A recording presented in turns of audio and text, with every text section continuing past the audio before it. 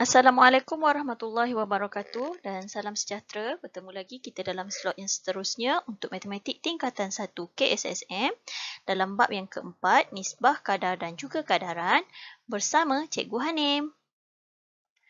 Baiklah pelajar, kita masih lagi dalam subtopik 4.1 dengan dua standard pembelajaran iaitu 4.1.2 mengenal pasti dan menentukan nisbah setara dalam konteks berangka, geometri atau situasi harian serta 4.1.3 mengungkapkan nisbah 2 dan 3 kuantiti dalam bentuk termudah.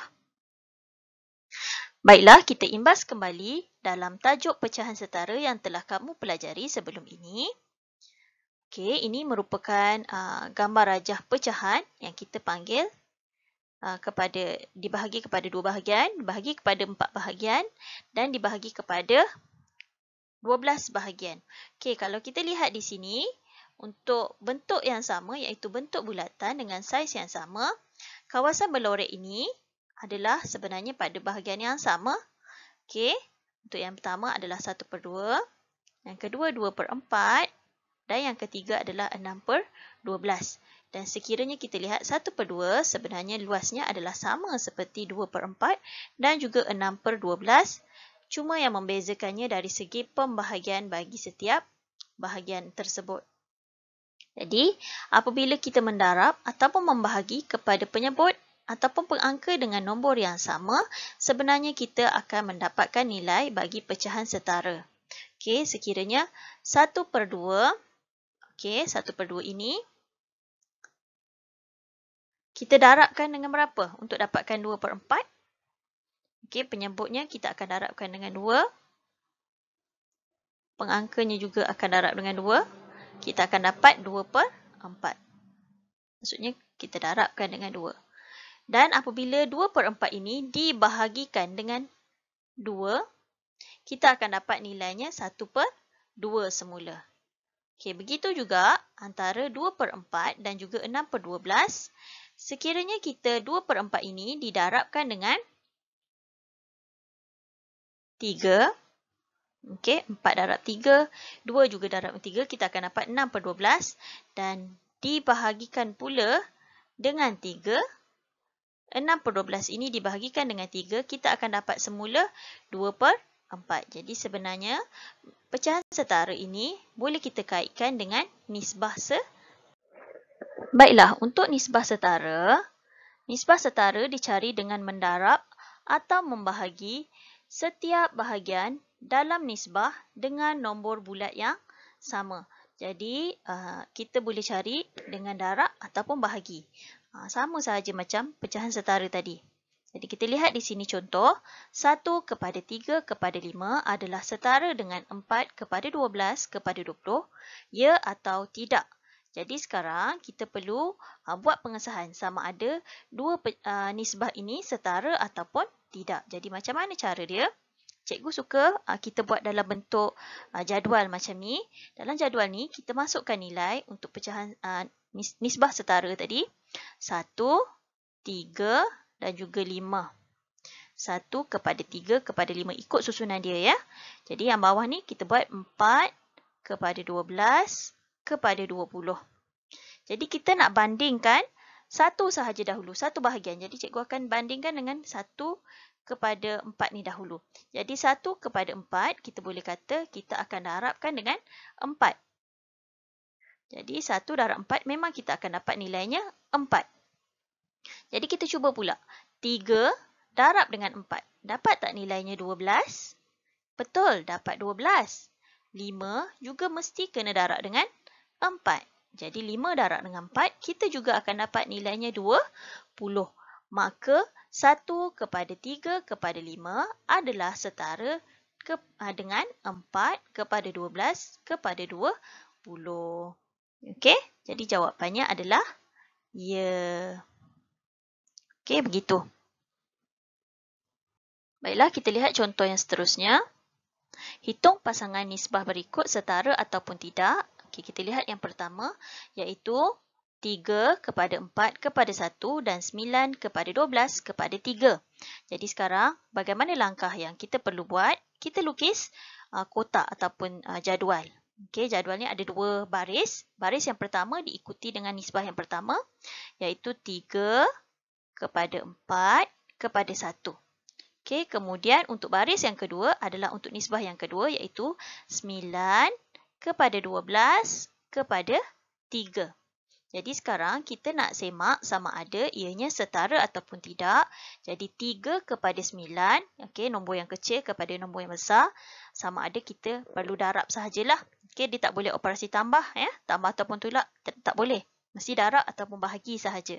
Jadi 3 darab berapa dapat 9?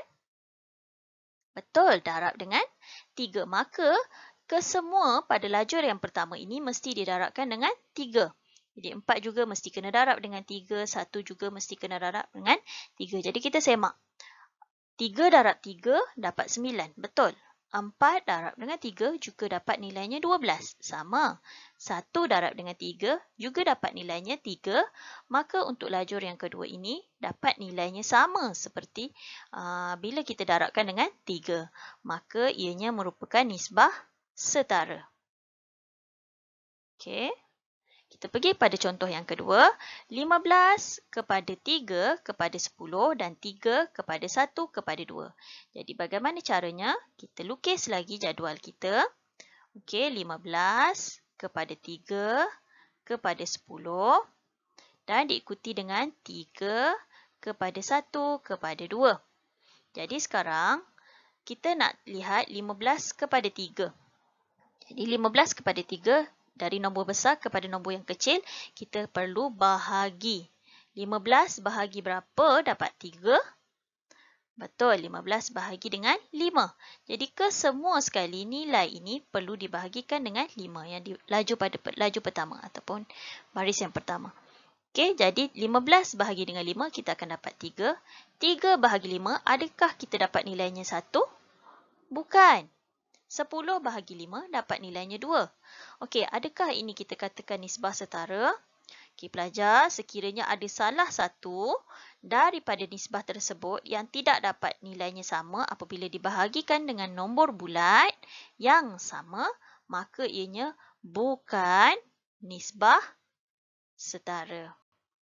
Okey, jelas ya?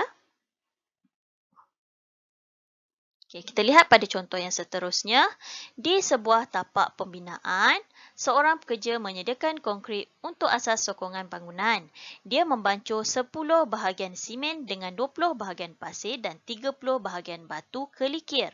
Kenal pasti dan tentukan dua nisbah setara yang mungkin untuk bancuhan ini. Maksudnya kamu perlu mewujudkan dua nisbah setara daripada soalan ini. So, kita ada di sini 10 kepada 20 kepada 30. Okey, untuk nisbah penting ya untuk kita tahu urutan dia yang betul. Okey, jadi seperti tadi juga kamu lukis jadual atau buat kotak macam ni.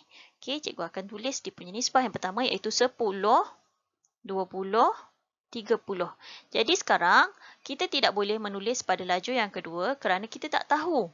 Kita perlu wujudkan dua nisbah setara dia.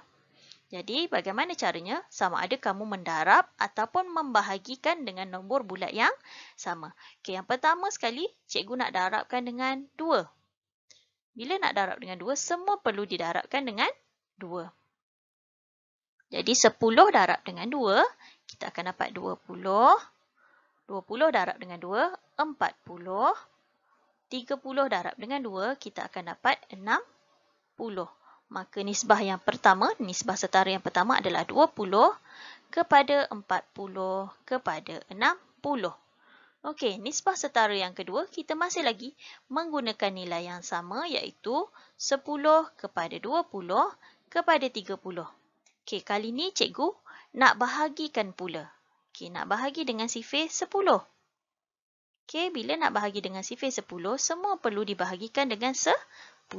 Okey, sebenarnya tak ada arahan ataupun tak semestinya mesti darab dengan 2. Boleh juga darab dengan 3, boleh darab dengan 4. Begitu juga dengan bahagi. Boleh bahagi dengan 5, 6.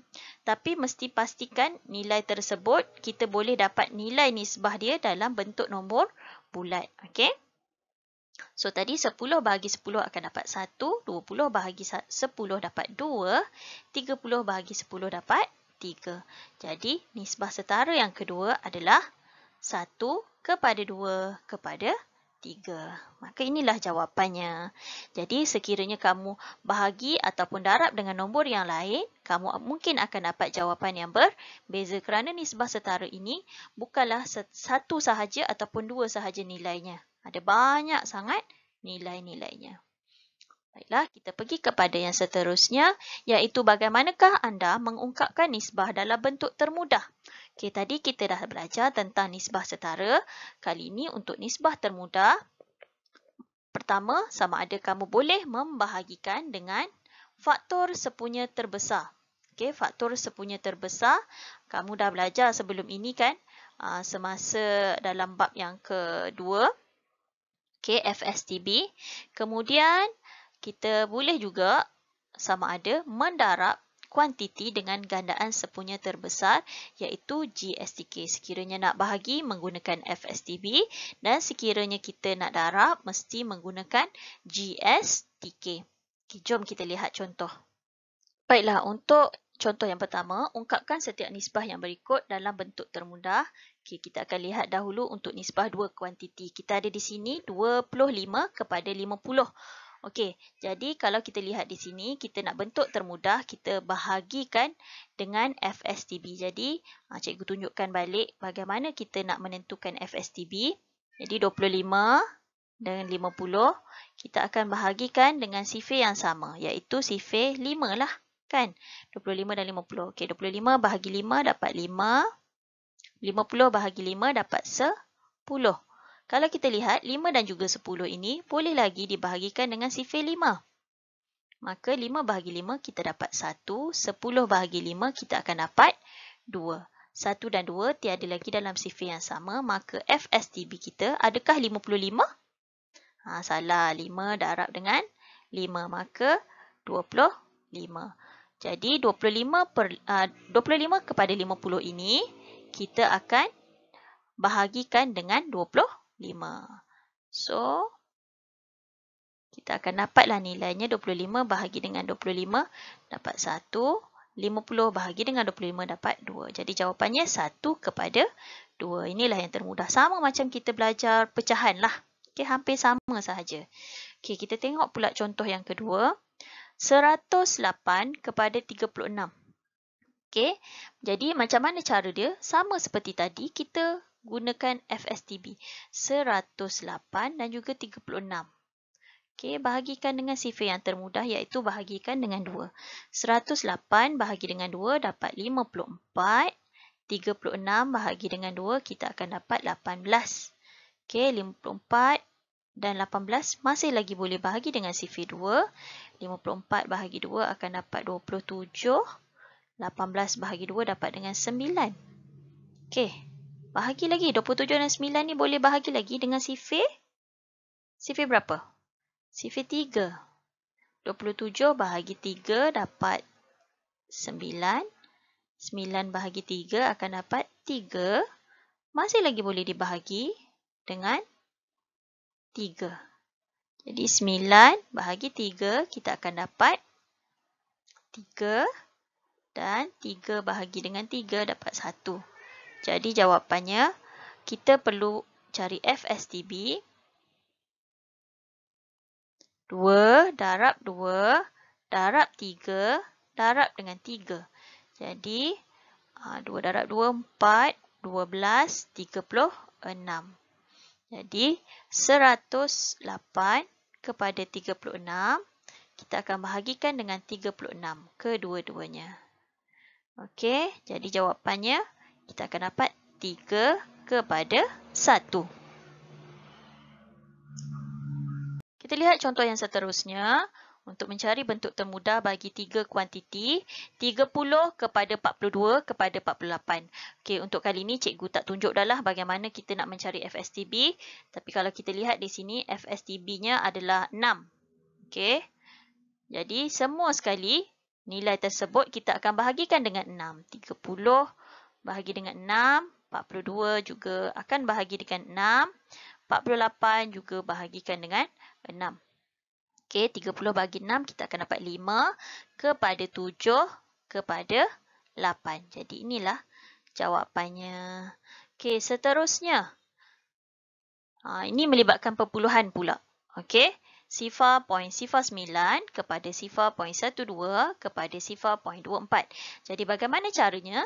Bila melibatkan perpuluhan, langkahnya adalah kita akan jadikan dia kepada nombor bulat, gerakkan dia 2 titik perpuluhan. Okey, jadi apabila kita gerakkan satu bahagian 2 titik perpuluhan, bahagian-bahagian seterusnya juga perlu digerakkan sebanyak 2 titik perpuluhan.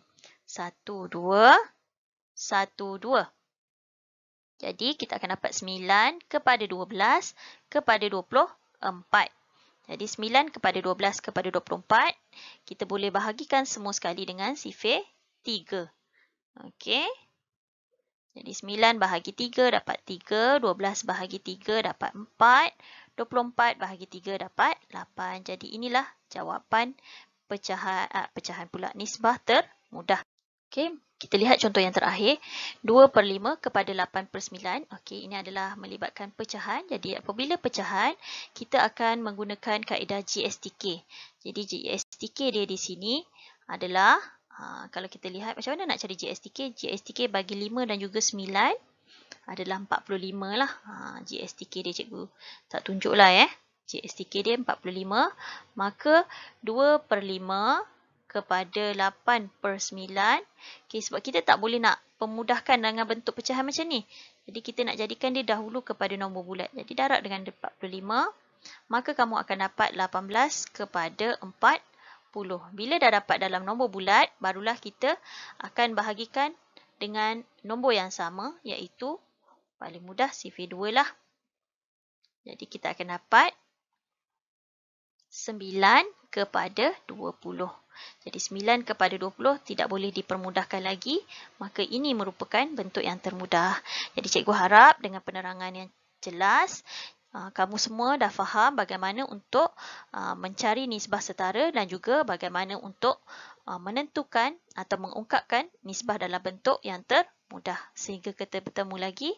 Assalamualaikum. Bye.